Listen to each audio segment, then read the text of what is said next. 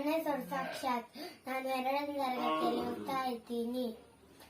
ನಾನು voice of ಕರಾವಳಿಯ ಸ್ಪರ್ಧಿ.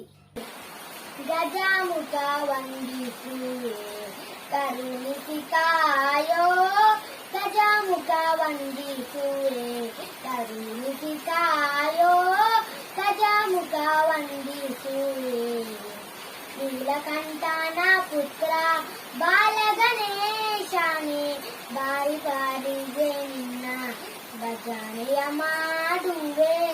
ವಾರಿ ಜನವಶಿ ಅಯ್ಯಪದ ನಾನಾಪದ, ವಾರಿ ಜನವಶಿ ಅಯ್ಯಪದ ನಾನಾಪದ, ಸೇರುವ ಭಾಗ್ಯವೇದ ಹರಿಯ ತೋರು.